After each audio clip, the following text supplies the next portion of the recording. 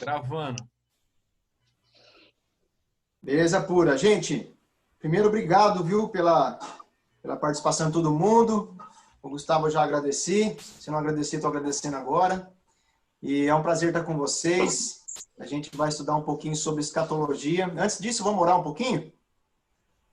Pai, eu te agradeço em nome de Jesus pela tua bondade. Eu te agradeço por um espírito de sabedoria, de revelação, para que a gente possa ter entendimento, Senhor, dessa matéria, né? Entendimento das coisas do fim, daquilo que o Senhor quer revelar para a gente, daquilo que o Senhor tem para a gente nessa noite, em nome de Jesus. Amém. Amém, gente? Amém. Glória a Deus. Daqui a pouco vai ficar orando ou travou? Amém. Não, Amém. Glória a Deus. Já acabei, já. Acho que ele travou. Mas quem quer fazer vigília? Tô aqui, tô junto. Não, Na então tá escalado bom. para intercessão. Na escalado para intercessão hoje. Eita, nós. Vamos lá. Se vocês pararem de me ouvir, dá um grito aí, faz algum barulho, tá bom? Primeira coisa, gente, que eu preciso falar para vocês é a minha visão de escatologia, tá? Ela é uma visão pré-tribulacionista. Ou seja, eu acredito que a igreja vai ser arrebatada antes da tribulação. Não estou querendo dizer que qualquer outro tipo de visão ou doutrina não seja válida e que a minha é a verdade absoluta, tá? De maneira nenhuma, não é isso. Mas eu lendo a Bíblia e observando as informações que ela me dá, eu acho que fica mais claro para mim uma visão de escatologia pré-tribulacionista, tá? É dessa que eu entendo e é essa que eu vou passar para vocês, tá? Eu pretendo passar aí em torno de 40 minutos dando a aula e possivelmente depois a gente vai ter um tempo aí legal para perguntas e respostas. Então, se vocês, durante a mensagem, durante a aula, porque é bastante conteúdo, é bastante coisa, para quem nunca ouviu falar nisso, é assim, pode parecer um negócio meio complexo. Eu vou tentar descomplicar o máximo possível, tentar ser o mais básico, o mais fácil possível, mas eu quero que vocês já deixem aí as perguntas anotadas, ou então anota na mente para a gente conseguir destrinchar depois do final da aula, tá bom? Eu tenho também o meu esboço aqui para eu não me perder, até porque é um passo a passo, etapa por etapa. Eu acho que o Gustavo já deixou para vocês a timeline, não deixou? Em PDF. Vai ficar bem mais fácil da gente se situar com ela aí. Tá? Mas, primeira coisa que eu queria dizer para vocês é o conceito de escatologia. O que é escatologia? Né? Escatologia é uma palavra portuguesa que vem de duas palavras gregas, né? Que é escatos mais logia, que nada mais é do que o estudo das coisas do fim. Tá? O estudo do fim, o estudo dos acontecimentos do fim. Antes da gente entrar propriamente dito na timeline, né, nesse cronograma de Deus para a era humana, é bom a gente entender antes alguns conceitos. Né? Que conceitos são esses? O primeiro conceito é o conceito da morte. Então, eu gosto de começar a escatologia, lá parece meio paradoxal, mas eu sempre começo a escatologia falando de Gênesis. Né? Tem muito pregador que vai falar sobre escatologia, começa Romanos, Coríntios, Tessalonicenses, Apocalipse. Eu gosto de começar por Gênesis, porque daí eu consigo, né, fazer exatamente, seguir um pensamento lógico, e acho que fica mais fácil também o entendimento. Tá? Então, lá, o primeiro conceito que a gente precisa entender é o conceito da morte. Então, vamos para uma primeira historinha aqui. Historinha, mas eu falei historinha, mas é verídica, tá? Muito verídica, está lá em Gênesis capítulo 1. Então, Deus, quando ele vai criar todas as coisas, quando ele vai criar a terra e o ser humano, Deus cria a terra e as coisas em 5 dias.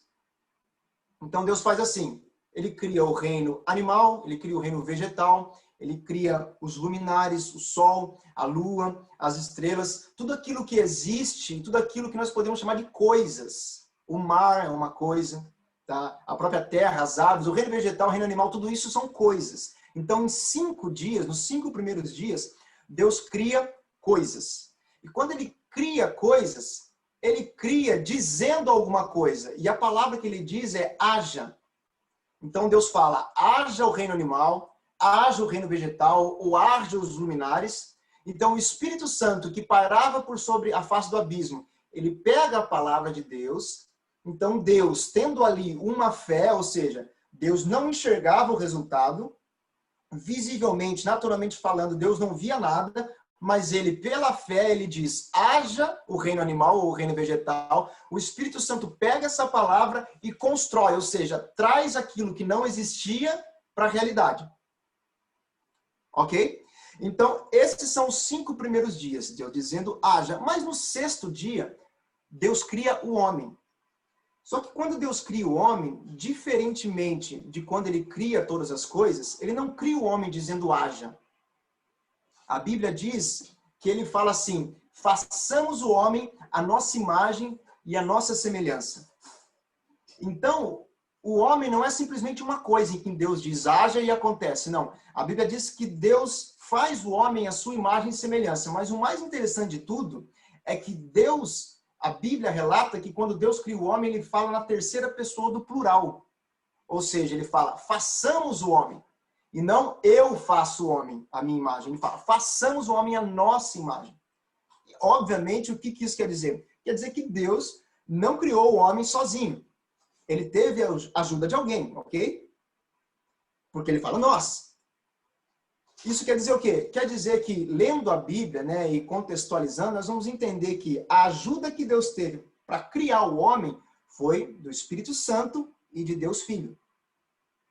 Então, Deus Pai é o Criador, mas ele teve a ajuda de Deus Espírito Santo e de Deus Filho. Então, Deus é um ser trino ou tricotômico, é um ser único, mas que se manifesta em 3 pessoas ou 3 âmbitos diferentes.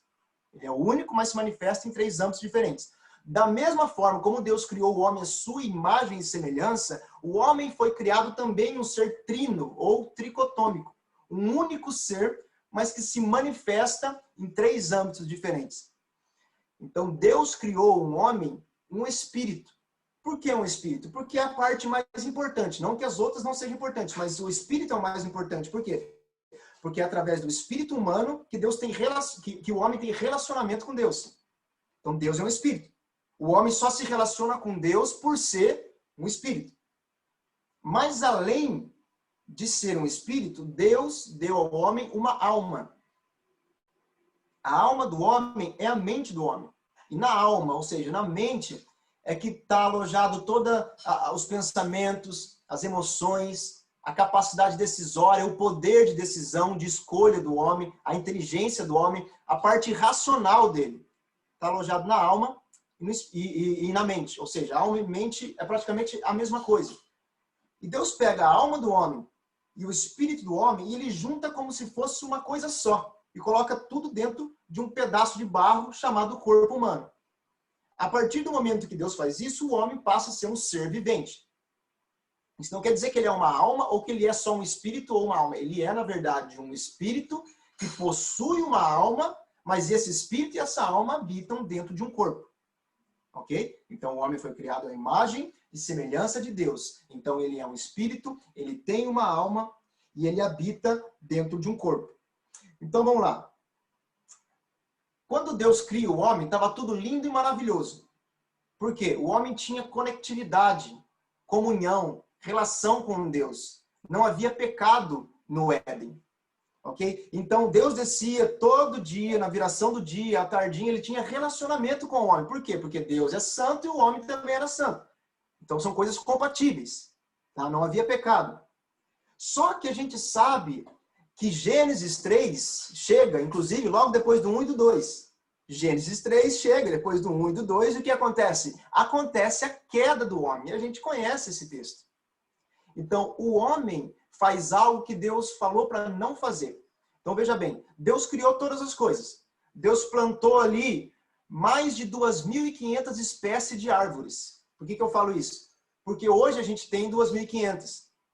Se você contar desde lá de Gênesis até aqui, algumas foram extintas, pelo menos 2.500 você tem. Ou você tinha lá no Éden.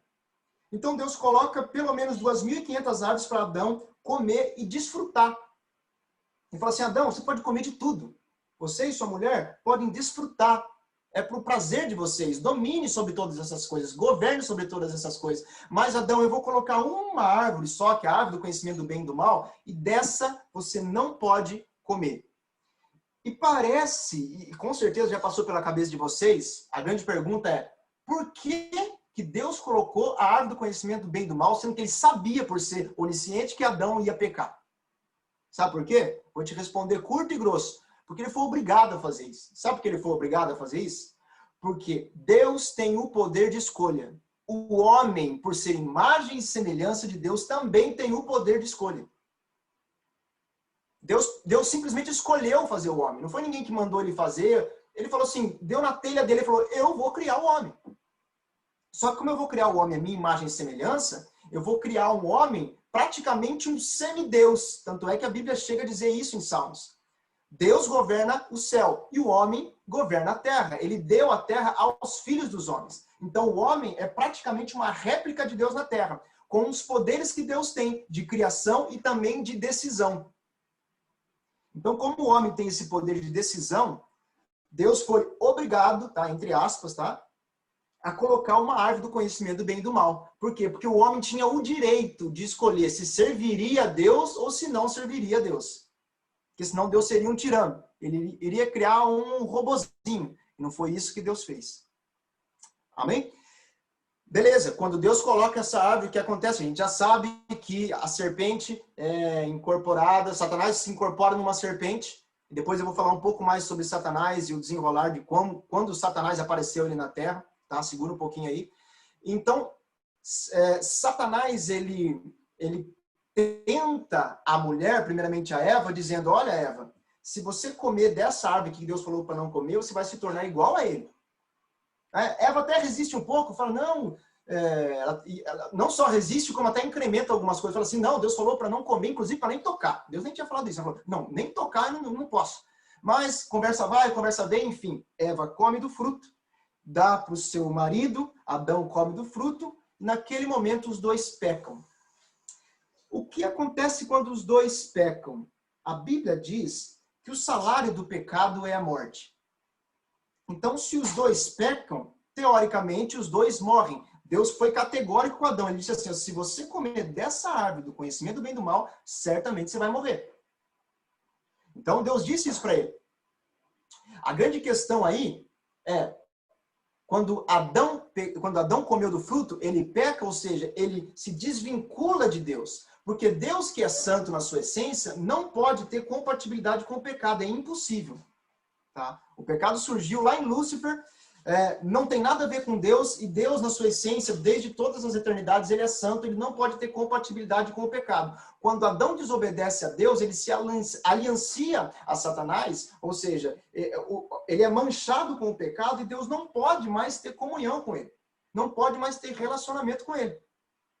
Então Deus vai até a terra, né, na viração do dia, e não encontra Adão e pergunta, Adão, onde é que você está? Deus sabia onde ele estava. E Deus não estava perguntando fisicamente onde Adão estava. Estava perguntando espiritualmente, Adão, onde você está que você saiu da minha presença? Que eu não te sinto mais aqui. Eu não percebo mais você junto, conectado com o meu espírito. Você se desconectou, você fez aquilo que eu falei para você não fazer, não é? Então, o que acontece? Adão morre? Adão morre. Mas sabe o que é estranho? Porque a gente continua lendo a Bíblia, e a gente vai ver que Adão e Eva viveram os dois mais de 900 anos depois disso. Então, como é que pode? Se Deus fala que eles iam morrer quando o começo do fruto, como é que eles viveram mais 900 e poucos anos? Aí que entra o conceito de morte e tipos de morte que eu preciso explicar para vocês para a gente iniciar. Quando Adão e Eva pecam, eles morrem imediatamente sim, só que espiritualmente. Ou seja, eles se desconectam de Deus espiritualmente. Tá? A morte espiritual foi a primeira, imediata. No momento em que Adão come do fruto, isso acontece. Então, eles são separados de Deus. No momento em que a morte espiritual acontece, o corpo de Adão e Eva começa a se degradar. O corpo de Adão e Eva ele começa a ficar doente, a envelhecer, coisa que antes não acontecia. Eles iam viver eternamente daquele jeito. Então, o corpo deles começa a envelhecer e chega a um ponto, naquela época eles viviam muito, chegaram a viver 900 e tantos anos e morreram fisicamente. Então, o primeiro tipo de morte é espiritual, mas o segundo tipo de morte é a morte física. Ok? E um terceiro tipo de morte que existe é chamado de a morte eterna. O que é a morte eterna? A morte eterna nada mais é do que a consequência da morte espiritual. Então, quando Adão pecou, induzido por Satanás, é como se ele se aliançasse a Satanás. Então, o mesmo destino que Satanás tinha naquele momento, Adão passou a ter. Adão estava destinado à vida, porque Deus é vida. Quando ele se desconecta de Deus, o que acontece? Quando você não tem vida, você tem morte. Ou é uma coisa ou é outra. Ou alguém está vivo ou está morto, ok? Se você não tem vida, você tem o quê? Você tem morte. Então, Adão se aliançou a Satanás e o destino dele, a partir de agora, aliançado com Satanás, era o mesmo destino de Satanás, que a gente vai aprender daqui a pouco, que é o lago de fogo, ou o inferno. Ok? Então, 3 tipos de morte. Espiritual, aconteceu quando Adão pecou, imediata. Física, o corpo de Adão foi se degradando. E a morte eterna, que é a consequência da morte espiritual. Ok? Bom, esses são os primeiros conceitos que a gente precisa entender. O outro conceito são os tipos de inferno que existem. Tá? Antes da gente entrar na timeline.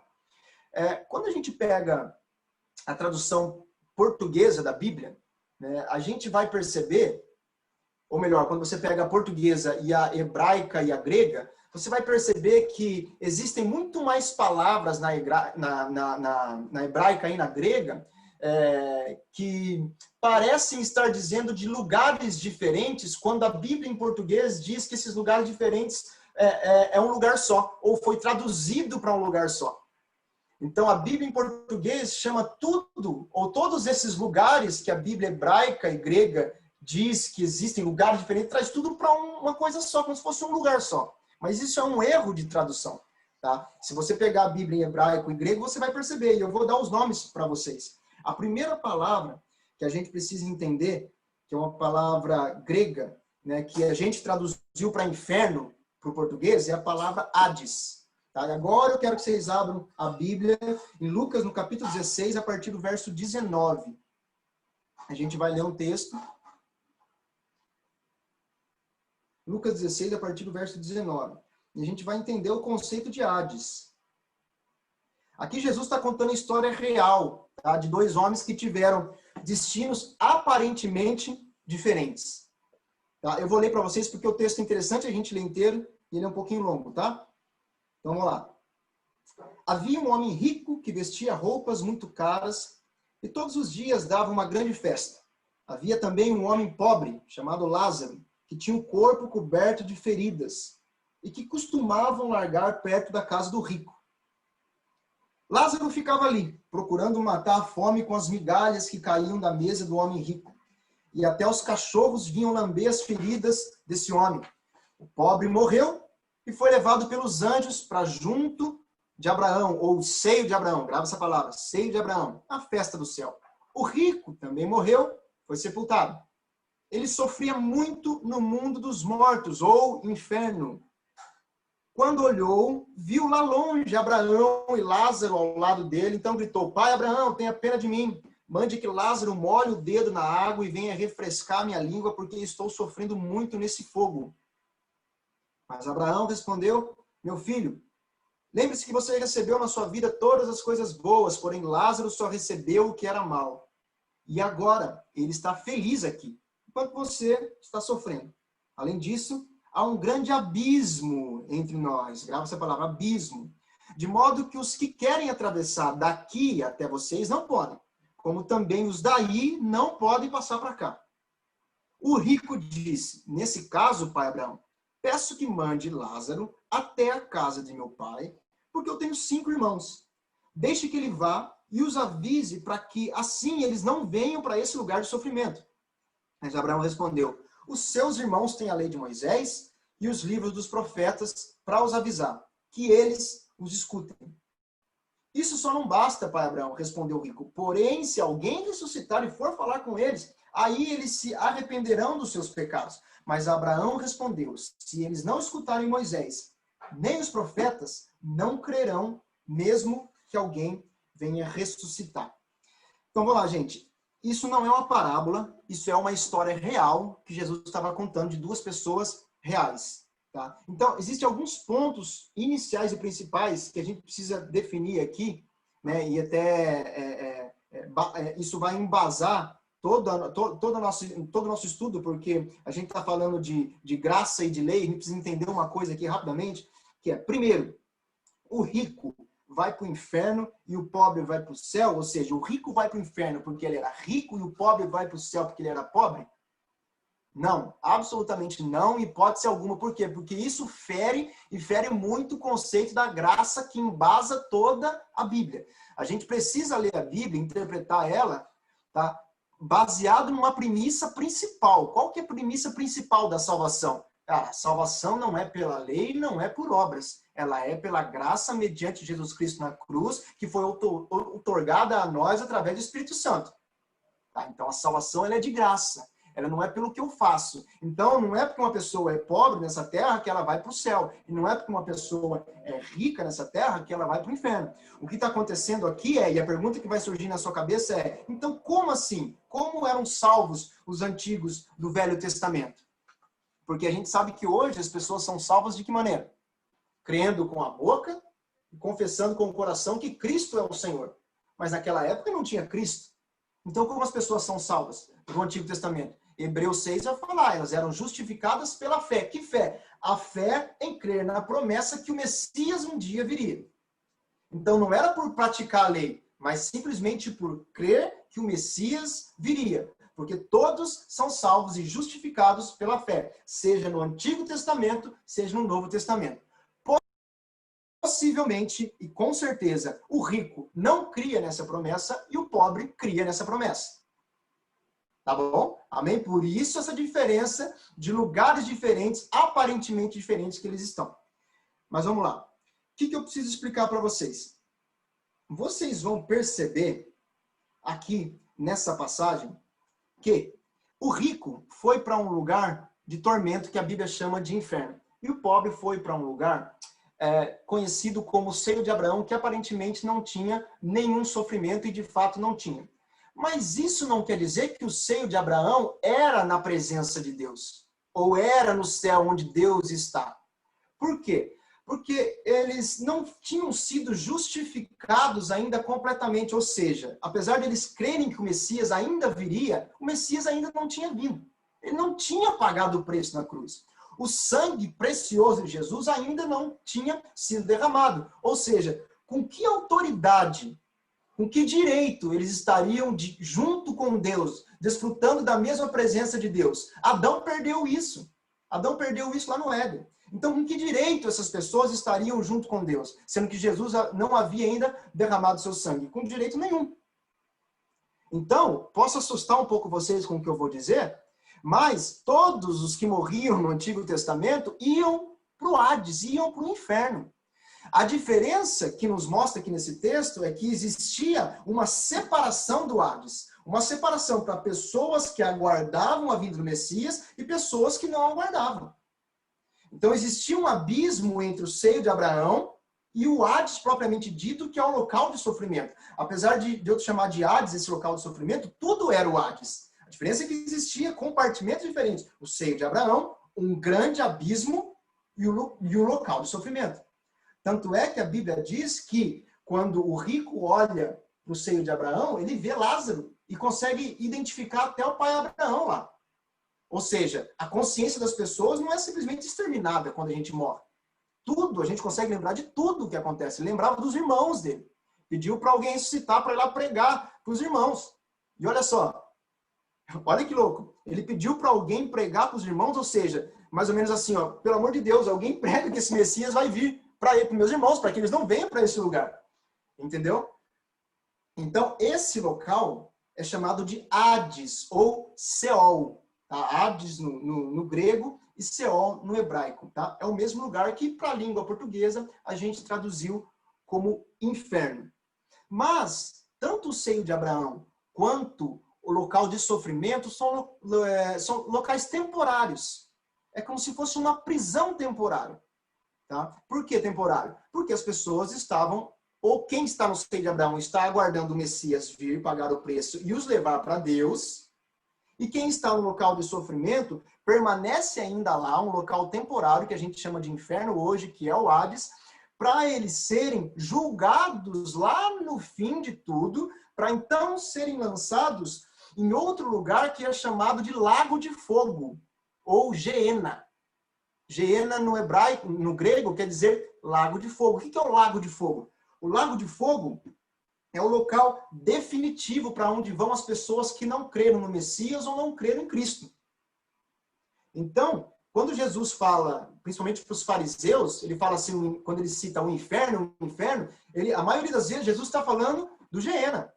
Está falando do Lago de Fogo. Olha, tome cuidado para vocês não irem para o Geena, para vocês não irem para o Lago de Fogo. Tá? Então, existe uma diferença muito grande. Hoje, onde estão as pessoas que não creem em Cristo? Olha, estão esperando o julgamento dentro desse Hades. É um local de sofrimento? Sim, é um local de sofrimento temporário. Mas o maior sofrimento ainda vai ser depois do julgamento. Lá no Lago de Fogo, lá no Geena, que a gente vai falar só depois, lá para o fim do nosso estudo.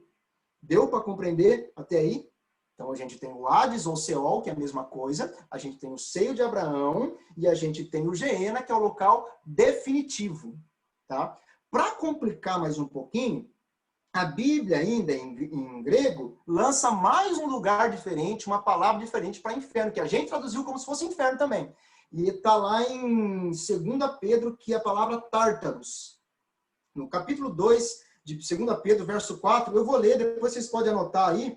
Inclusive, eu vou, no final das nossas 2 aulas, eu vou mandar não, vocês vão entrar no meu canal do YouTube, eu vou fazer propaganda já, Hugo. Vocês vão entrar no meu canal do YouTube, vocês vão baixar um e-book grátis, tá? Que está em PDF, todo passo a passo, etapa por etapa, de tudo que eu estou dizendo para vocês. Tá? Então, vai estar lá os versos bíblicos, vai estar tudo certinho, tá bom? Mas só para a gente ganhar tempo, eu vou ler. Então, em 2 Pedro, capítulo 2, verso 4, diz assim: pois Deus não poupou os anjos que pecaram, mas os lançou no inferno. Quando fala inferno aqui, não é o inferno onde estão essas outras pessoas no Hades. É o Tártaros. É um lugar aparentemente diferente. Um outro lugar, um terceiro.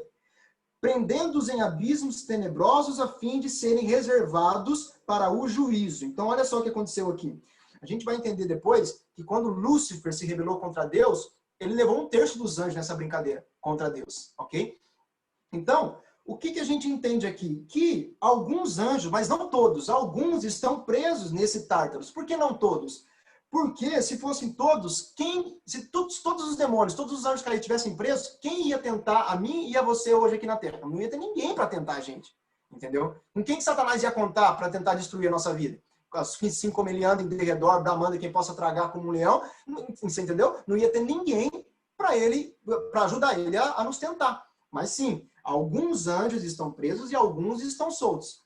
Tá ok? Então a gente está falando de 3 lugares diferentes. Hades ou Seol, seio de Abraão, Geena, na verdade vamos dizer assim, são 4 lugares diferentes, né? Que o seio de Abraão está dentro do Hades. O Hades, o Geena e o Tártaros. Ok? A gente conceituou aqui tipos de mortes e a gente conceituou aqui tipos de inferno. Tá bom? Agora, depois de 25 minutos de o versículo introdução, que vai falar do Geena é o de Apocalipse lá? tem bastante versículo que fala do Geena. Eu posso passar para vocês depois. Tá? Mas tem bastante. Tá? E nos evangelhos, Jesus, a maioria das vezes, ele fala para o Geena. Ele fala para as pessoas referenciando o Geena. Beleza. Conceituamos, agora a gente pode entrar na nossa timeline. Deixa eu só mostrar uma figurinha, ver se vocês conseguem ver aqui, ó. Vocês estão vendo? É mais ou menos isso aqui, ó. O seio de Abraão, que ficava um pouquinho mais em cima, existia um abismo e um lugar de tormento. Tá? Beleza. Agora vamos lá, se vocês quiserem até pegar a timeline de vocês, mais 10, 15 minutos a gente acaba.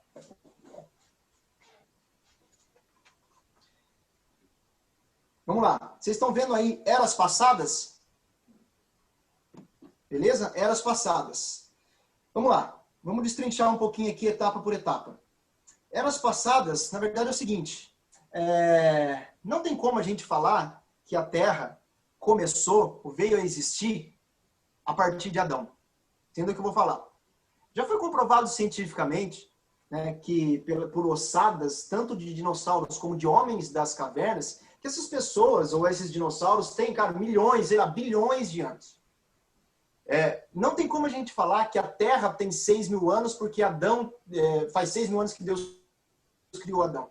Então, olha só o que eu vou te dizer. Eras passadas quer dizer que, não necessariamente, a Terra começou com Adão. Quer dizer que Deus, em algum momento de toda a eternidade, ele pode ter criado e feito outras criações que a Bíblia não dá tanta ênfase. A Bíblia dá ênfase a partir de Adão, porque é o que interessa para a gente. Mas talvez o conceito, o conhecimento sobre os dinossauros não interessa tanto para a gente. Talvez o conhecimento sobre algum tipo de homem da caverna, diferente do que a gente conhece hoje, um ser humano diferente, talvez não venha a ser interessante para a gente estudar. Mas o fato é que, cientificamente, a ciência comprova que existiram outros tipos de vida fora o ser humano que a gente conhece hoje, que somos nós.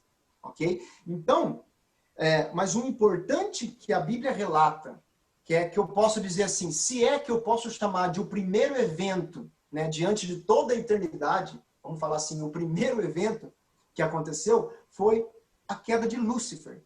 Então, a rebelião de Lúcifer. Lúcifer, ele era um anjo de luz, tá? O anjo mais poderoso do céu, depois de Deus, era Lúcifer aí que comandava tudo. É mais ou menos assim, é como se Deus fosse o diretor e Lúcifer fosse o gerente de tudo.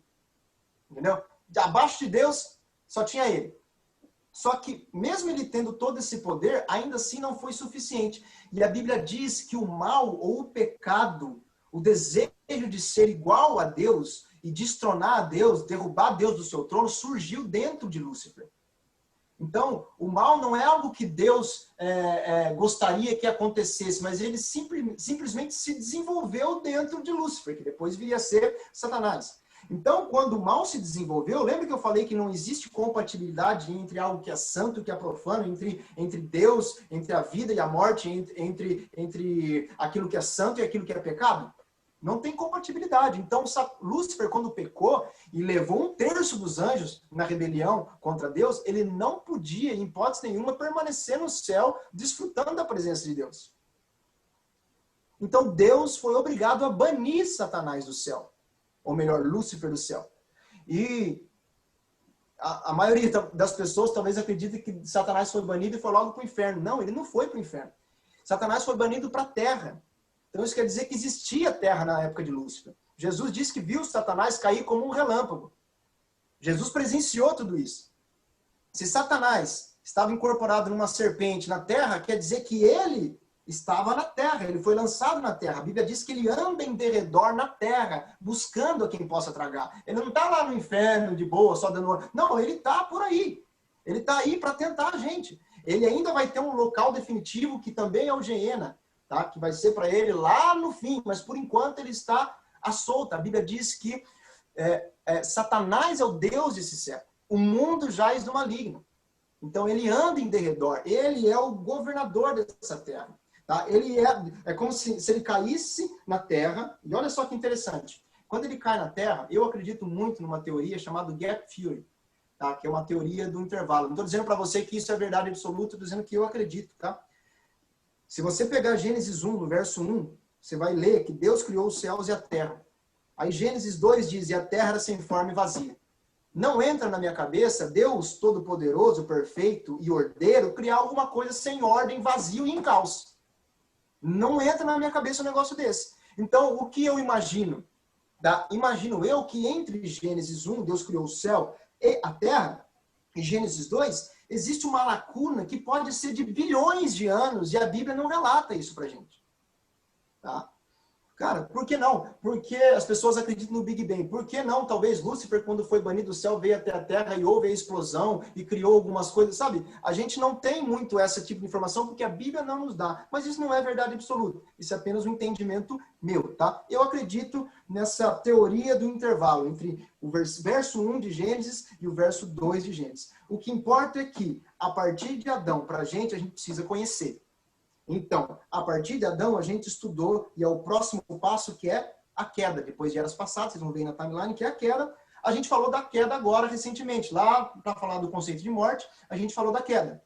Tá? Então, Satanás, olha a situação. Satanás que estava na terra, e a terra era cheia de trevas, vazia, um caos, e Satanás habitava na terra.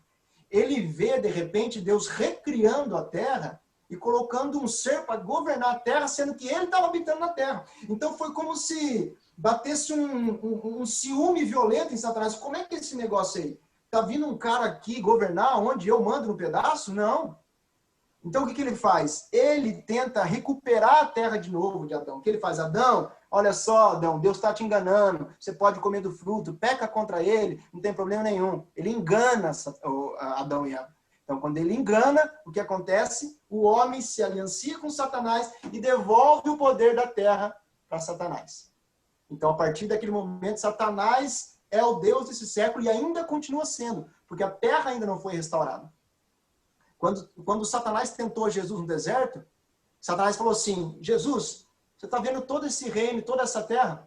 Tudo isso me foi dado. Se você prostrar e me adorar, eu te dou tudo isso. É lógico, ele estava tentando enganar Jesus, assim como tentou enganar Adão, mas Jesus não caiu na lábia dele. Então veja bem, Satanás ainda é o dono de tudo. Por isso que essa terra é tão corruptível. Por isso que tem tanta desgraça, por isso que tem tanta morte. Deixa eu dizer uma coisa. Só não é pior porque a gente está aqui. Porque o dia que a gente for tirado daqui, Deus me livre. Entendeu? A igreja está aqui, o povo de Deus ainda está aqui. A gente consegue lutar contra esse tipo de coisa. Mas o dia que a gente não estiver aqui, meu amigo, sai de baixo. Entendeu? Amém, glória a Deus. Então, essa foi a queda e a morte humana. E o fato de Adão ter entregado o governo de novo da terra para Satanás. Mas, em Gênesis 3 acontece a queda, mas ainda em Gênesis 3, no verso 15, Deus, ele já dá como se fosse um acontecimento futuro e uma solução, uma profecia. Deus fala assim, em Gênesis 3,15, fala para a serpente, fala, serpente, eu vou pôr inimizade entre você e a mulher. Eu vou colocar a inimizade entre os descendentes seus, serpente, e o descendente que vai nascer da mulher. Você, serpente, vai até ferir o calcanhar do descendente da mulher, mas você não vai exterminá-lo. Mas ele, entretanto, vai ferir a sua cabeça e sim vai te exterminar. Então Deus já estava ali em Gênesis 3, a partir do momento em que Adão peca, ele já estava dando um panorama lá do fim. Estava profetizando lá no fim o que ia acontecer, depois da morte de Jesus. E quando Jesus voltar, Satanás realmente ia ser destronado, ia perder o governo da terra, ia ser aniquilado e lançado no lago de fogo. Então, Gênesis 3 já está apontando para o Apocalipse. Ok? Porém, inimizade entre ti, serpente, e a mulher, entre os seus descendentes, e o descendente dela, que seria Jesus Cristo. Amém, gente? Então, Deus aqui já estava lançando a promessa, que vem logo depois da queda aqui na nossa timeline. Tá? Então, tem eras passadas, a queda e a promessa. A promessa qual é? Olha, vai vir alguém que vai pisar a cabeça de Satanás. Essa é a promessa. E essa é a promessa, quem vem? Quem vem? O Messias. Nós conhecemos como Jesus. O povo de Israel conhecia como o Messias. Então, quem cresce na promessa é que realmente era salvo, ia lá para o seio de Abraão, e a gente volta toda aquela história. Ok. Essa promessa é o que eu chamo de plano de substituição. O plano redentivo de Deus, ele é um plano substitutivo. Por quê? Quando o homem pecou, né, Deus olhou para a criação dele e o homem foi a criação de todas que ele havia feito até hoje, até então, né, a criação mais poderosa e mais preciosa, a menina dos olhos de Deus, né, a coroa da criação de Deus. A Bíblia diz que a gente é a coroa da criação dele. Então, assim, você acha que Deus ia deixar o homem de bandeja para Satanás e os dois indo para o lago de fogo assim? Não, de maneira nenhuma. Então, Deus, ele precisa, naquele momento, elaborar um plano. Em Gênesis 3, ele já faz isso imediatamente quando o homem peca. Então, é como se Deus pensasse assim, eu preciso elaborar um plano e executar um plano para trazer esse homem de volta, porque eu sei que o homem sozinho, ele não vai conseguir voltar. Por quê? Porque Deus e a sua justiça também são um só. Sabe o que é a justiça de Deus? A justiça de Deus é exatamente tudo aquilo que Deus é. Deus é justo. Então, assim como ninguém criou Deus, ninguém criou a justiça dele. A justiça dele é eterna, assim como ele é. Então, existem alguns parâmetros, algumas premissas, vamos dizer assim, algumas ressalvas e leis dentro dessa justiça que a gente pode utilizar aqui como conceito. Tá? Exemplo, a justiça de Deus, ou o próprio Deus, dizia que quem pecar vai morrer. Paulo não disse isso? O salário do pecado é a morte? E a gente provou isso em Adão. Adão morreu espiritualmente quando pecou. Então Deus dizia, quem pecar vai morrer. Por quê? Porque eu sou ruim? Não, não é porque eu sou ruim. É porque quem peca se afasta da minha santidade. Quem se afasta de mim, que sou a vida, como Cristo disse, eu sou o caminho, a verdade e a vida. longe da vida, só resta a morte. É uma consequência, não é porque Deus é ruim. Simplesmente uma consequência de não estar na vida. Então, quem peca, morre. Agora, existia uma ressalva na justiça de Deus. É como se existisse lá um parágrafo, né? Uma oportunidade para Deus de refazer isso daí. Como? Dizia assim, que quem morrer injustamente, ou seja, sem ter cometido pecado, essa pessoa que morreu injustamente poderia pegar o pecado do pecador, ou seja, daquele que pegou para si, e então o pecador estaria absolvido, livre da pena e da culpa. Então, olha só, a justiça dizia o seguinte, para morrer, eu preciso pecar, tá? Isso é justo. Morreu, pecou, isso é justiça. Agora, pecou, ou melhor, morreu sem pecar, opa, isso não é justo. Isso não faz parte da justiça de Deus. Não tem como morrer sem pecar. Agora, se acontecesse isso, olha só o que a Bíblia fala, que aquele que morreu sem pecado, injustamente, poderia pegar o pecado daquele que pecou e fazer com que o que pecou fosse absolvido, livre de culpa, livre de pena. Essa foi o que eu chamo de pulo do gato de Deus, a grande sacada de Deus. Então ele vê uma oportunidade de resgatar o homem pecador. Então olha o que ele faz. E Deus começa a olhar por todo o universo assim e procurar alguém que não tivesse pecado. Falou, quem que pode entrar nessa brecha? Quem que pode fazer isso para mim? Ele começa a olhar. Aí ele olha para Satanás e fala, não, Satanás não tem jeito porque foi ele quem tentou o homem, é pecador de carteirinha, não tem como, nunca vai se arrepender, ele vai para o lago de fogo, não tem jeito. Beleza. O homem é o alvo do meu plano. Então o homem não consegue se salvar sozinho porque ele está já numa condição pecaminosa.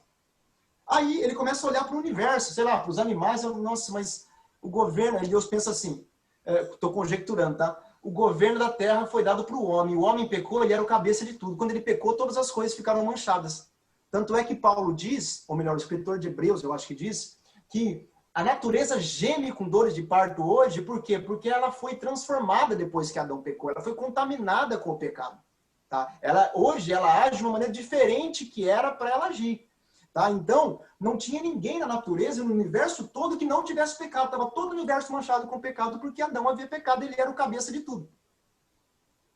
Como não tinha ninguém, o que Deus observa? Ele passa a olhar para dentro dele mesmo e dizer assim, o único que pode resolver essa parada sou eu.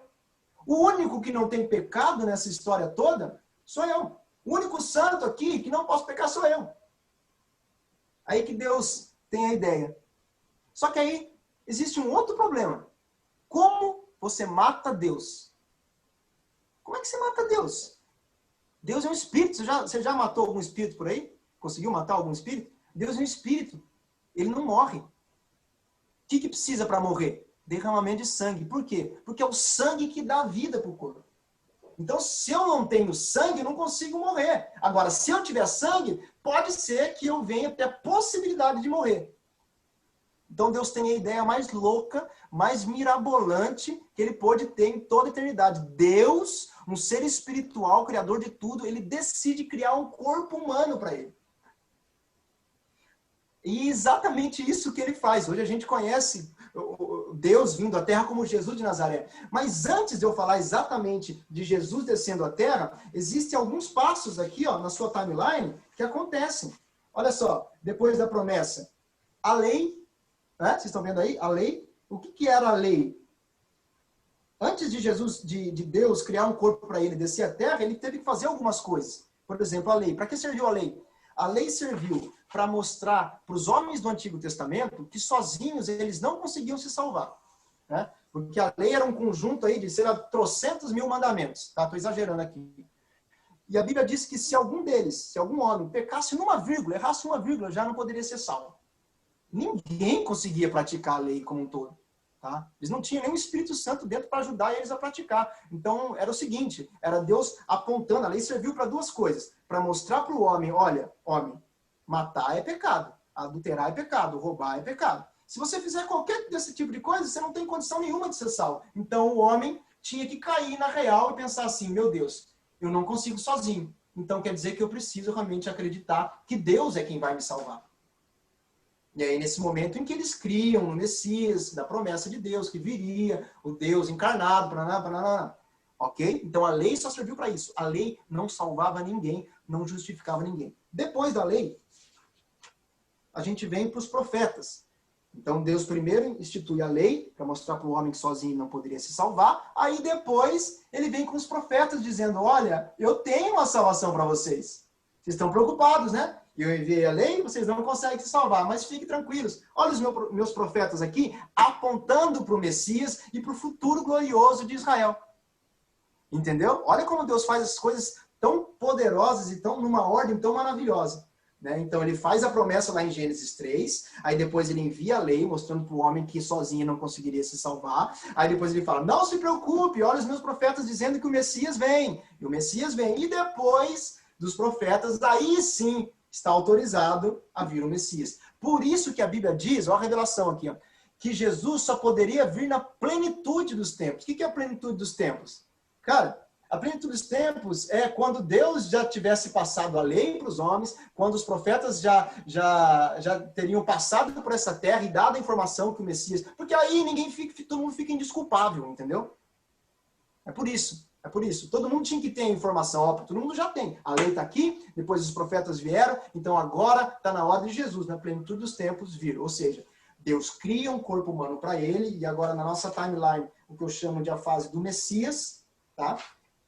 Deus cria um corpo humano para ele, ele vem até essa terra, e a loucura continua, tá? Ele vem até essa terra fecundando uma virgem, tá? Uma virgem, ou seja, não existe o elo humano entre um homem e uma mulher, não tem o pecado inicial trazido de Adão, ou seja, Deus nasce, ou seja, Jesus nasce de Eva, fecundado pelo Espírito Santo, e não tem o pecado original de Adão que afastava Jesus de Deus. Então, quando Jesus nasceu, ele o tempo todo da sua vida, os seus 33 anos e meio, ele passou conectado com Deus, mediante o Espírito Santo. Por quê? Porque ele não tinha pecado. E a Bíblia diz que ele não pecou mesmo sendo tentado os seus 33 anos e meio de vida. Porque se ele pecasse, o plano de Deus ia por água abaixo. Você entendeu? Por quê? Aí aquela velha história. Pecou, vai ter que morrer. Enfim, precisava alguém morrer e alguém sem pecado. Então Jesus vive 30 anos nessa terra como carpinteiro. Tá? Depois vem João Batista com o batismo de arrependimento. João Batista vem com a história mais ou menos assim. Pessoal, arrependam-se e creiam no Evangelho. O reino de Deus está próximo. O reino de Deus, espiritualmente, ele está chegando. Ele vem com Jesus. Então, João Batista apontava para o Messias, que logo ali chegou. E João Batista batizou Jesus. E então, quando João Batista batizou Jesus, Jesus recebe o Espírito sobre e ele começa a praticar coisas miraculosas. Né? Prodígios, sinais, maravilhas, que vocês bem conhecem como bons entendedores da palavra que são. Entendeu? A partir daquele momento em que Jesus passa 3 anos e meio do seu ministério, a Bíblia diz que Jesus decide se entregar. Por que ele decide se entregar? Ele fala assim, ó, eu decido me entregar, porque ninguém pode tirar minha vida. Por que ninguém pode tirar a vida dele? Porque não tinha pecado. Quem não tem pecado não morre. Quem não tem pecado não pode morrer. Agora, olha só a sacada de Deus. O que ele faz? Quando Jesus vai para a cruz, injustamente, os homens tentando matar Jesus e lançam na cruz, Jesus não poderia nem morrer. Por quê? Porque ele não tinha pecado. Mas então, quando Jesus é lançado com a intenção de morte na cruz pelos homens e por Satanás, Deus tem o direito, pela justiça dele, de pegar o pecado de toda a humanidade, desde Adão até nós e até aqueles que ainda vão nascer, e cravar em Jesus na cruz. Quando esse pecado é cravado em Jesus na cruz, ele morre. Por quê? Porque não pelo pecado dele, mas pelo pecado de toda a humanidade. Agora, lembra do nosso conceito de 3 tipos de morte? Jesus morre. Fisicamente é muito fácil a gente entender que ele morre, porque está claro na Bíblia. Mas eu vou assustar um pouco vocês e dizer, Jesus também morre espiritualmente, e vou provar. Jesus, quando ele morre, tá? Ele diz assim, ó, antes dele morrer, um pouquinho antes de morrer, ele diz assim, ó, Eli, Eli, lama sabachthani, Deus meu, por que me desamparastes? Jesus, durante toda a eternidade, segunda pessoa da Trindade, sempre esteve conectado com Deus.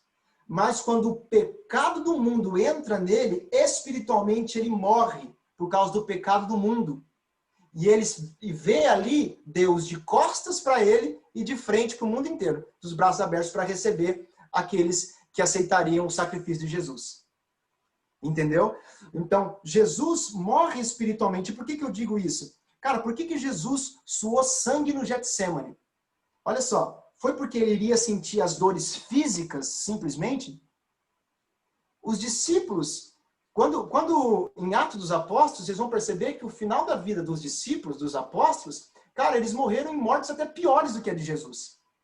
Sabe como que eles morriam? Rindo. As pessoas iam para os coliseus dos leões rindo. Iam sofrer o mesmo tipo de dor que Jesus sofreu. Mas Jesus chorou e esses caras riam? Como é que pode? Será que o mestre é menor que os discípulos? É lógico que não. Jesus chorou sangue e chegou a dizer para Deus assim, ó, Pai, passa de mim esse cálice. Mais ou menos assim, olha, se depender de mim agora, Senhor, eu desisto. Mas que seja feita a sua vontade. Por quê? Porque ele sofreu tanto? Porque ele sabia que quando o pecado da humanidade fosse lançado nele, ele iria, pela primeira vez na história da eternidade, ficar separado do seu Pai. Você entendeu? Como é um negócio muito mais complexo do que a gente imagina. Então, quando Jesus morre, e quando alguém morre espiritualmente, o que a gente já estudou no começo dessa aula? Que as pessoas que morrem espiritualmente vão para onde? Vão para o inferno. Jesus foi para o inferno. Eu vou ler uma passagem para vocês aqui em Efésios, no capítulo 4, a partir do verso 8, diz assim, por isso, olha só, por isso é que foi dito, quando ele subiu em triunfas alturas, levou cativo muitos prisioneiros e deu dons aos homens. O que significa que ele subiu? Senão que também descera às profundezas da terra. Aquele que desceu é o mesmo que subiu acima de todos os céus, a fim de encher todas as coisas. Olha só, olha o que a Bíblia está dizendo. Está dizendo que Jesus, antes dele subir, ser assunto aos céus, ele desceu às profundezas da terra. Ele desceu para o Hades. Se você pegar Salmos para ler, você vai ver Davi já profetizando isso, dizendo assim, ó, não deixará a minha alma no Hades. É como se fosse Jesus falando. Por quê? Porque Jesus sabia que ele foi morto injustamente, e quando ele descesse no Hades, ele poderia, pela justiça de Deus, resgatar aqueles que estavam lá e ir para o céu, porque injustamente ele foi morto. Então ele estaria satisfazendo a justiça de Deus.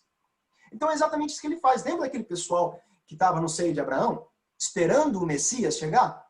É isso que ele faz. Ele vai até... Aí existe uma discussão se Jesus foi até o lugar de tormento ou até o seio de Abraão. Vou dar a minha opinião para vocês. A minha opinião é que Jesus foi somente ao seio de Abraão. Tá? Porque para mim não faz muito sentido Jesus ir até o local de tormento. Por quê? Porque ele ia chegar e falar assim, vou sofrer aí, eu paguei o preço, não creio. Não faz muito sentido. Tá? Para mim faz muito sentido Jesus ir ao seio de Abraão e pregar para o pessoal dele, para os espíritos em prisão ali, o pessoal dele. Tá? Que eram pessoas que, apesar de não estarem sofrendo, estavam presos. Tá? Porque estavam longe de Deus. Se você está longe de Deus, você está aprisionado na morte. Ok? Então, assim, Jesus chega até o seio de Abraão. No seio de Abraão, é como se ele dissesse assim, pessoal, vocês criam no Messias, não criam? Sim, nós criamos sim. Pois é, o Messias chegou e esse Messias sou eu. Vamos todo mundo para o céu. Então ele leva cativo o cativeiro, todo mundo que estava lá, agora a justiça foi paga e vai morar com Deus no céu. Hoje, todo mundo que morre, crê em Cristo, não vai mais para o seio de Abraão, tá? O seio de Abraão não existe mais. Ele vai direto para o céu, porque a justiça já foi feita. Então, quando Jesus faz isso, ele leva o pessoal do Antigo Testamento para o seio de Abraão. O lugar de tormento continua lá intacto, o pessoal ainda está sofrendo, só que lembrando que ele é temporário, tá? Porque esse pessoal vai ser lançado no lago de fogo ainda depois que forem julgados. Então, Jesus, quando acontece isso, ele leva o pessoal para o céu, ele ressuscita através do Espírito Santo, o Espírito Santo ressuscita o corpo de Jesus, e ele ressuscita com um corpo um pouco diferente. Porque antes Jesus tinha um corpo como o nosso, de carne, de osso e de sangue. Mas quando ele ressuscita com um corpo de carne e de osso, mas sem sangue. Sabe por quê? Porque o sangue foi derramado para expiação dos pecados. O sangue de Cristo foi derramado, então ele ressuscita com o corpo de carne e de osso. Mas o que é que dava vida ao corpo de Jesus, sendo que o sangue é o que dá vida ao corpo humano? A glória de Deus. Por isso que ele que esse corpo é chamado de o corpo glorificado. Esse corpo glorificado ele é um pouco diferente do nosso hoje. Exemplo, ele é um corpo que pode fazer algumas coisas meio sobrenaturais, tipo atravessar a parede, vou provar para vocês, tipo se deslocar grandes distâncias em questão de segundos. Então, Jesus uma hora estava em um lugar, de repente ele aparecia em outro lugar, com um corpo de carne e de osso. Tá? Se você lê os evangelhos, você vai perceber isso nitidamente. Outra coisa, a Bíblia diz que os discípulos estavam trancafiados a portas fechadas, Jesus simplesmente aparece no meio deles. Não diz que ele apertou a campainha, bateu na porta, não. Ele atravessa a parede e aparece lá e diz assim, Pai, seja convosco. E se relaciona normal. Ele come peixe, tá? Ele se alimenta normal. Então, existe uma relação, então, entre um corpo glorificado e um corpo de carne, osso e sangue que pode ter uma, vamos dizer assim, uma participação, uma comunhão no fato de sentar junto à mesa e comer. Tá? Mas são corpos diferentes. Tá? O corpo glorificado ele é incorruptível, ele não pode mais pecar, ele não peca mais, é como se fosse um anjo. Ok? Amém. Depois que Jesus ressuscita, ele fica 40 dias com esse corpo glorificado aqui na terra. Tá? Ele fica 40 dias se mostrando a muitas pessoas. Se eu não me engano, a Bíblia diz, acho que foi mais de 500 pessoas para quem Jesus apareceu com o corpo glorificado. E o corpo glorificado era um pouco diferente, porque quando as pessoas viam ele, achavam que era um fantasma. Tá? Uma pessoa de carne e de osso, mas que o aspecto dele, eu não sei se talvez era a luminosidade do rosto, do corpo, alguma coisa fazia com que as pessoas lembrassem ou imaginassem que estavam vendo um fantasma. Tá? Isso não tem como a gente saber, porque a Bíblia não dá muito detalhe. Mas enfim, Jesus apareceu aí para mais de 500 pessoas durante esses 40 dias, e Jesus foi muito enfático para os discípulos em dizer assim, ó, por favor, não saiam de Jerusalém enquanto não descer o Espírito Santo, ou enquanto eu não enviar o Consolador. Eu vou embora. Aí todo mundo, não, Jesus não vai embora. E Jesus fala assim, é melhor para vocês que eu vá embora. Porque se eu for embora, eu vou poder enviar o outro. Quem que é o outro? O Consolador, o Espírito Santo, que a partir de agora, quando Jesus entra e se mostra aos discípulos, os discípulos creem que ele ressuscitou, naquele momento eles nascem de novo.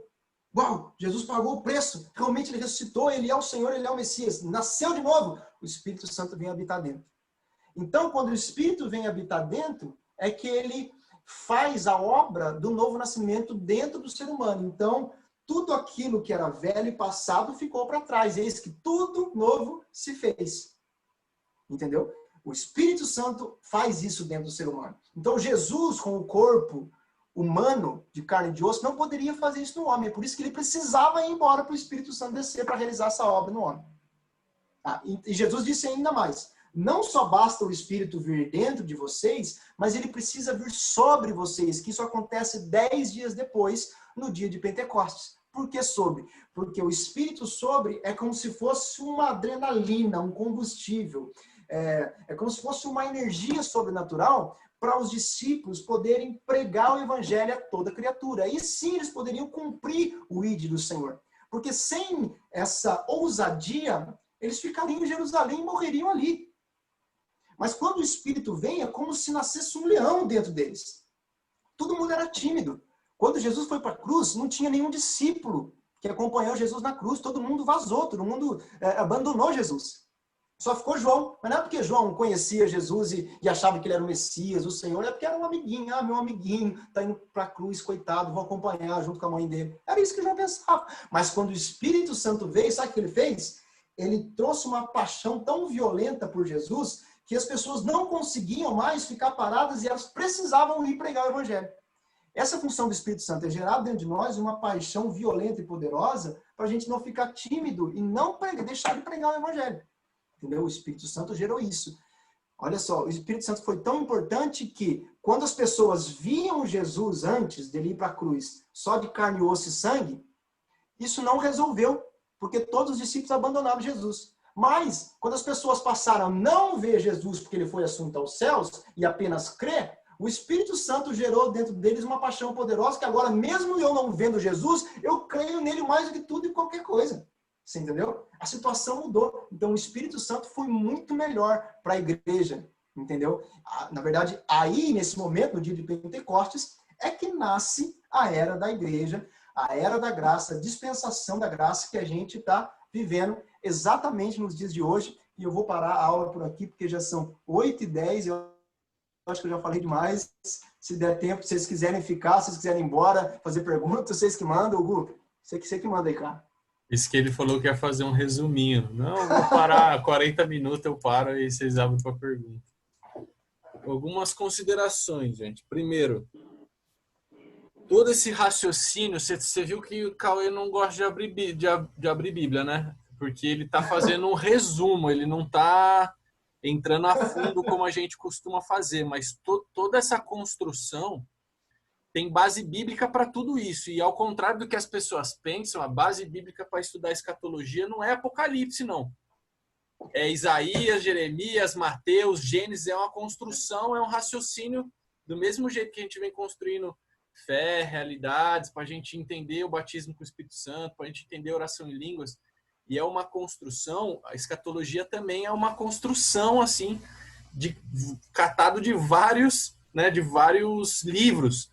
Então, se ficou... Porque do jeito que parece que ele está contando uma historinha de um gibi, né?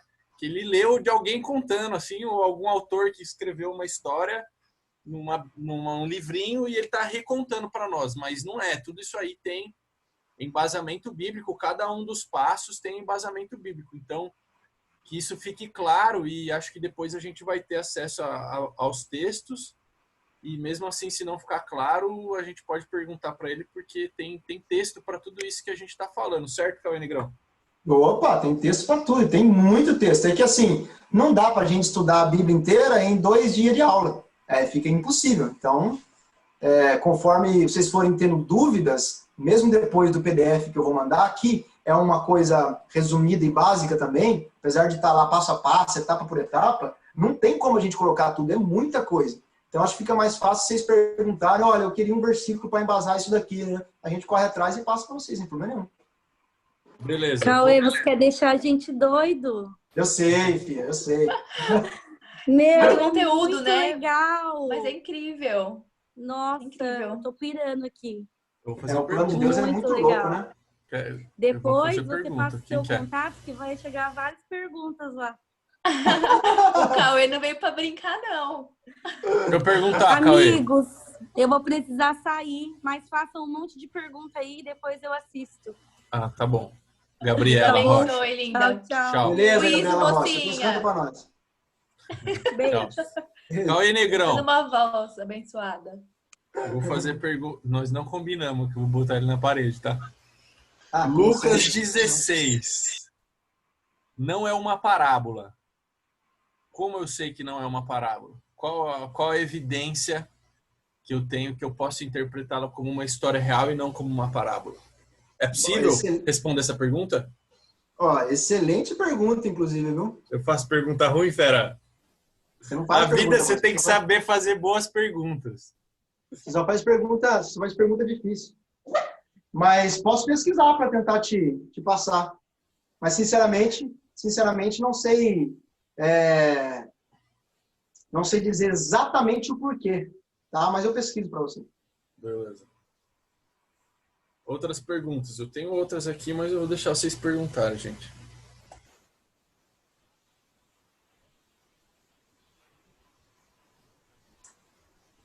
Viu, Melgu? Apesar de só te falar uma coisa. Sendo uma parábola ou uma história real, tá? Eu creio absolutamente que é uma história real. Mas o conceito das coisas dentro da história não deixa de ser real.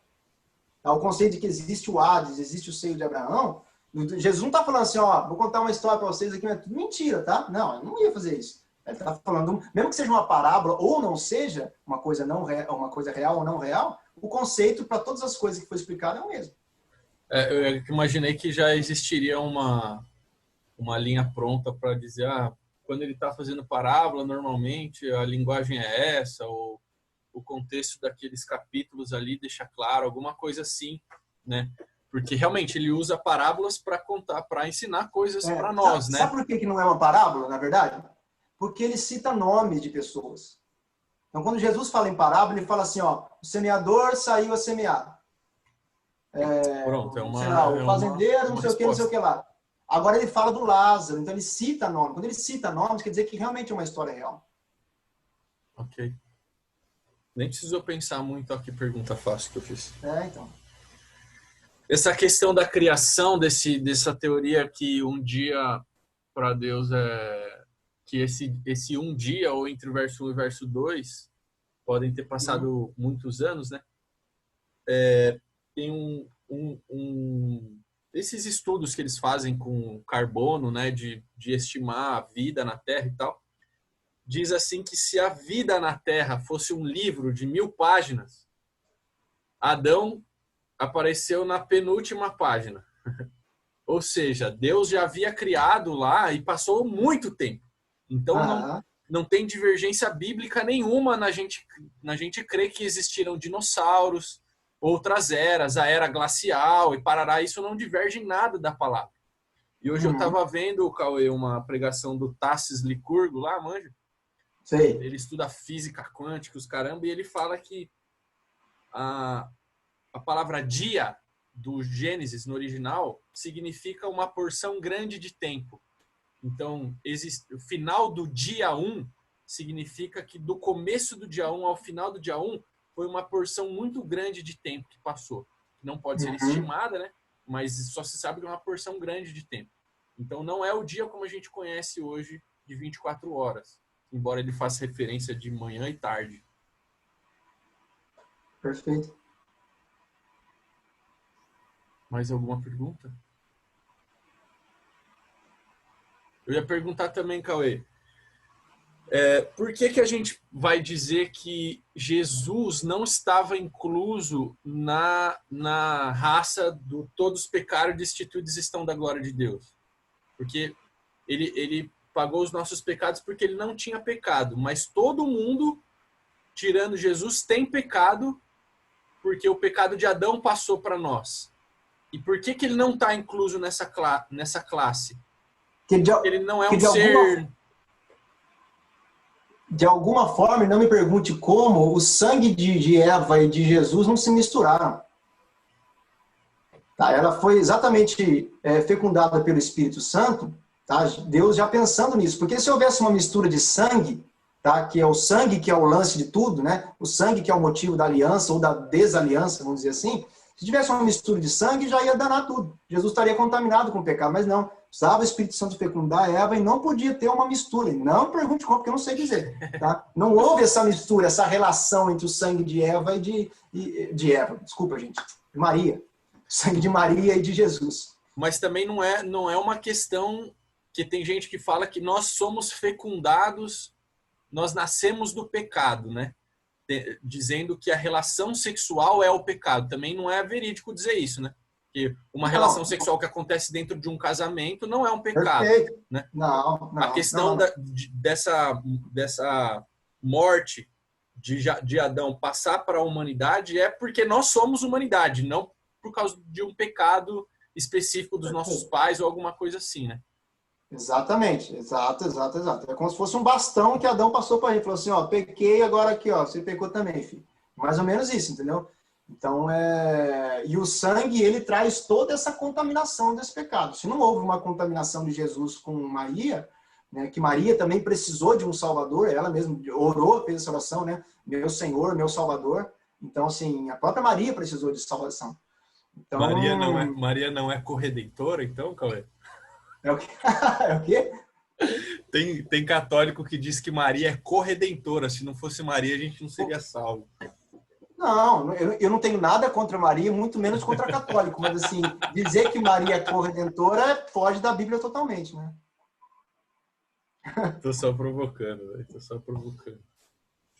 É isso aí, gente. Vocês não têm pergunta? Vai lá, Daniel. Isso aí, meu irmão. Sapé. Rapaz. Quase caiu aqui. Eu tô ouvindo uma pita, Vamos lá. Adão tinha sangue antes de pecar? Sim.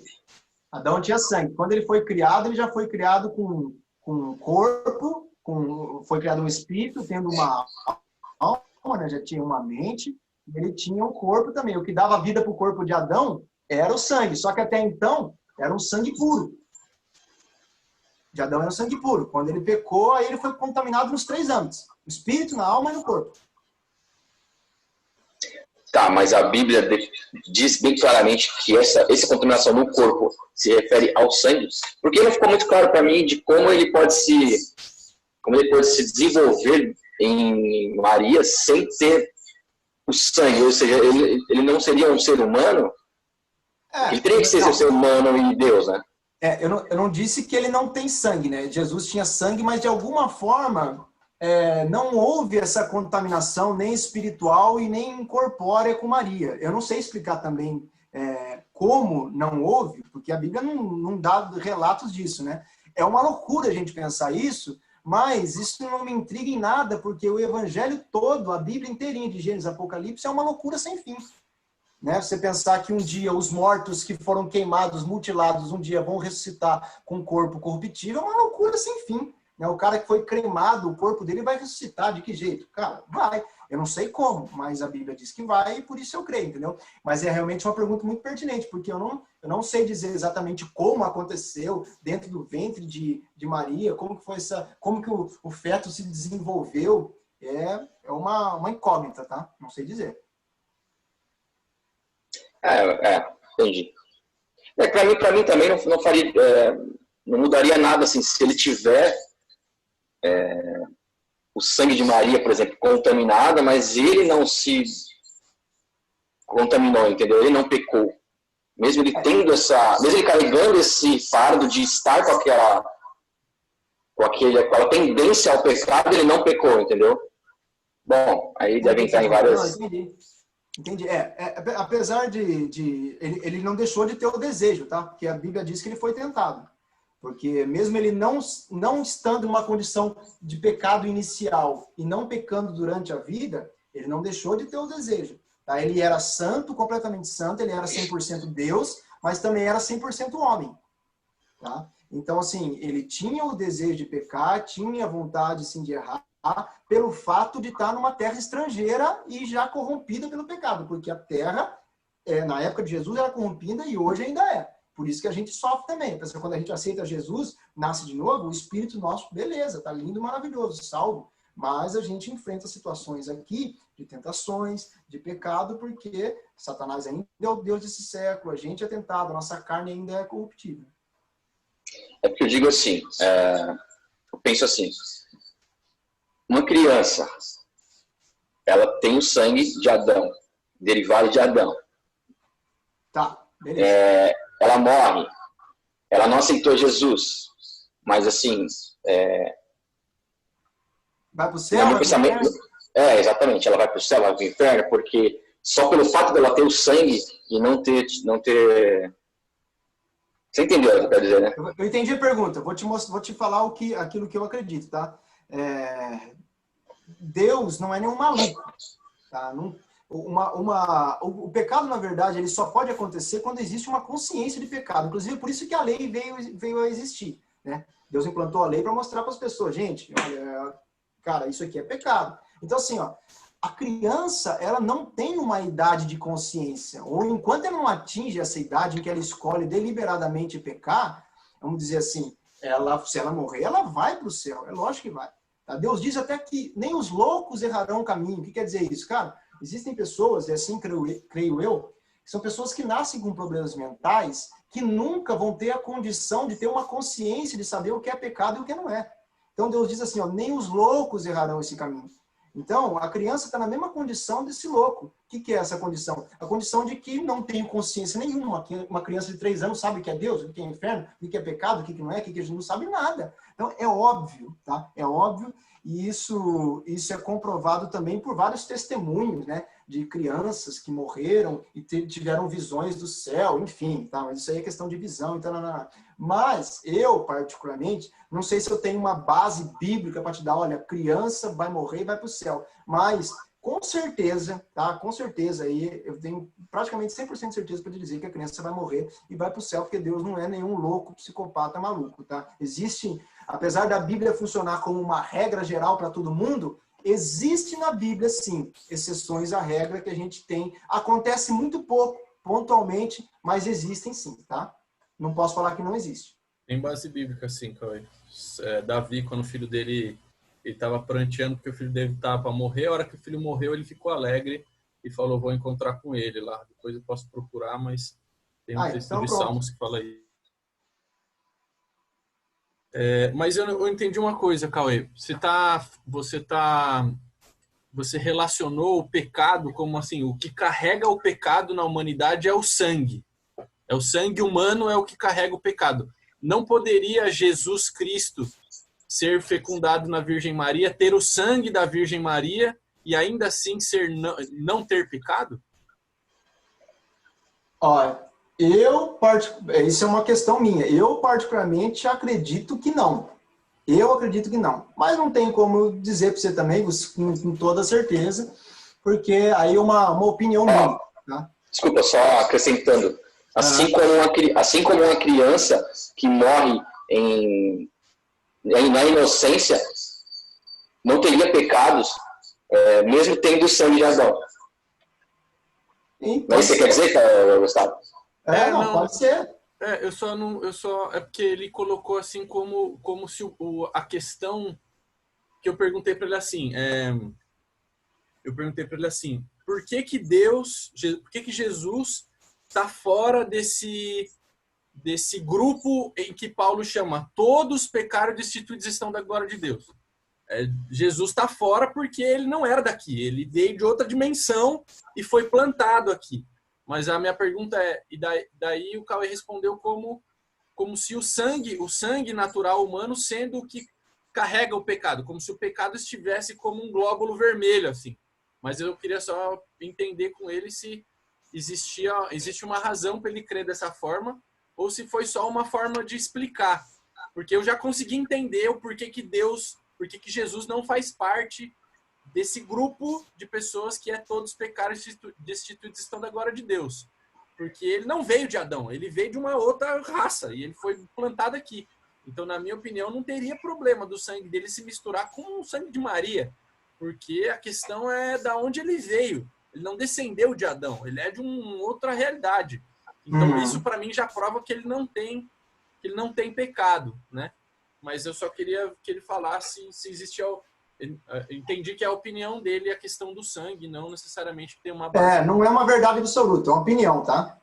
Mas com certeza que ele não veio de Adão por ter vindo do Espírito Santo, isso é uma realidade. Beleza. É isso, né, amados? Por hoje tá bom. Aí depois, na próxima aula, a gente entra no arrebatamento, tribunal de Cristo, na escatologia de verdade, tá? Ou seja, mano, você preparou... Eita, o negócio vai ficar melhor ainda. 3 pontos e mais 3, pode preparar 2 para a próxima aula e mais 1 para a terceira aula, porque senão nós não vamos dar conta porque as perguntas vão chegar na próxima aula. Hoje foi só esquenta para você ver o que tá por vir, mano. Porque eu Olha o acho Daniel se alongando. Porque até agora não tem muito segredo para nós, né? O que você achou que ia chocar a gente com Jesus ao inferno, eu já choquei eles anteriormente. Já. Né? Então Já deu A morte polêmica, espiritual de já deu Jesus, polêmica. a gente já passou por isso. Então não tem nada muito novo. Muito do que a gente já falou em os tipos de morte, né? E muito do que a gente já falou em realidade da nova criação. Agora, arrebatamento, tribulação, milênio, que é tudo novo para nós, né? Na próxima aula. Posso falar algo que para mim foi bem novidade, assim, na tua fala de hoje? Foi a questão do Hades, do seio de Abraão. Já tinha ouvido falar, já, sim, claro. Inclusive de Lucas, né? Da passagem do Rico e o Lázaro, né? Mas nunca tinha parado a pensar nessa questão de que ele poderia ter ido lá e resgatado esse povo que estava lá nesse período do Velho Testamento, né? Achei bem interessante essa questão. Achei bem legal. Faz bastante sentido. Faz. Efésios, tá aqui até li para vocês, Efésios capítulo 4, verso 8, ele diz, levou cativo os cativeiros quando ele foi em triunfo às alturas. Mas não só foi em triunfo às alturas, como também desceu. Ou seja, desceu para levar cativo o cativeiro. Ou seja, pegar aqueles que estavam aprisionados, entre aspas, né? Estavam longe da presença de Deus e levava a presença de Deus. Legal. E uma curiosidade é que o capeta não está no inferno e nem nunca foi ao inferno, não é isso? Ele não tá no inferno. A Bíblia fala que ele anda em derredor, entendeu? Quando Nossa, ele achei interessantíssimo isso também. quando ele foi tentar, Pouco, inclusive, digo mais, ele pode de vez em quando ter uns acessos a Deus, porque a Bíblia diz em Jó que ele apareceu lá, Deus falando assim, em certo momento Satanás apareceu para trocar uma ideia comigo, você entendeu? É umas loucuras meio assim. Então não é que ele tá no inferno preso, dando ordem. E o inferno não é a casa do diabo, o inferno é a prisão em que ele ficará, né? O último que a gente chama de inferno, mas é o lago de fogo, o Geena, né? O destino final dele é o destino de sofrimento dele, não é a casa dele onde ele fica dando ordem. Ele não é dono nem do inferno, Gente. O diabo é um derrotado.